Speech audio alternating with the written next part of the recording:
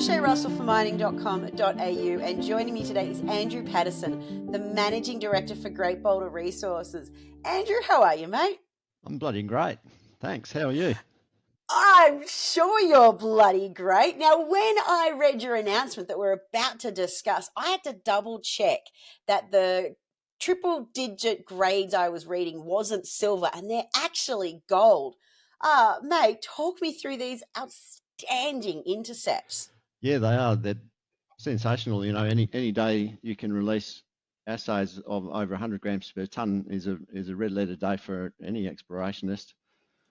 So to put it into context, these are infill holes which were specifically designed, well, most of them are specifically designed to upgrade inferred material to indicated in the JORC resource. And the reason for that is just getting everything ready to do scoping studies next year.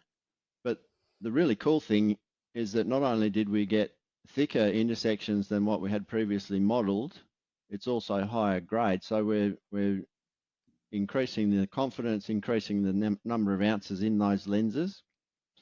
And then one of the really high grade intersections in hole 30 is right out to the north end beyond the current resource. So that's an extension heading north into Mulga Bill north. So, you know, it's all upside basically. It's good news the whole way through, which is just fantastic. Yeah, listen, it's not often infill drilling surprises to the upside. And I wouldn't mind just sort of, because you don't see these kind of results every day, especially with infill drilling and in a part of the project where it's outside of the known resource. Let's just let everybody know some of the numbers we're talking about. Hole 30, am I correct? 194 grams per tonne at some point for a metre? Yep. Like, that is insane. Yeah, and really deep. So these are fresh rock intersections. So there's no supergene enrichment or anything there. It's completely, you know, what you see is what you get, which is awesome.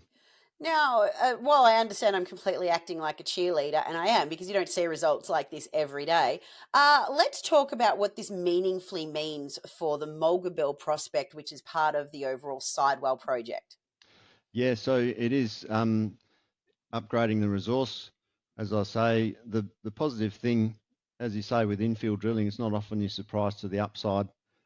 And sometimes it can blow your interpretation to bits, but we actually hit all of these zones exactly where we thought they'd be. So it confirmed all of our interpretation, as did the previous rounds of drilling. So, you know, we really feel that we've got a good handle on this.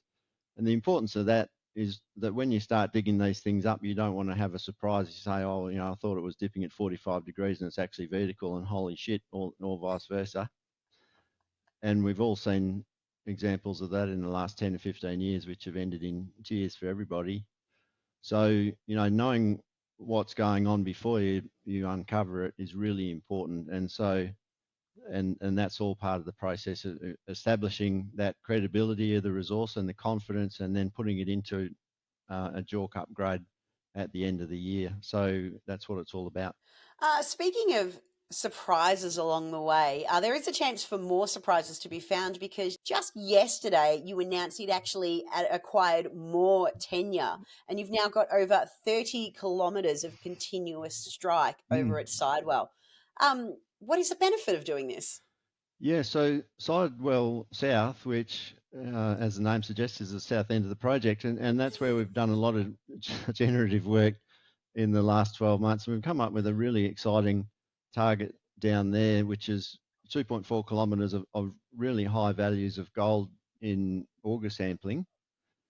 And so we thought, once we identified that, that goes right to the south end of our tenure. So we thought, well, we better start talking to the guy who holds the tenements further south, and we already had a relationship with him. So we were able to bring those tenements into that joint venture as well. So that's an 80% Great Boulder joint venture.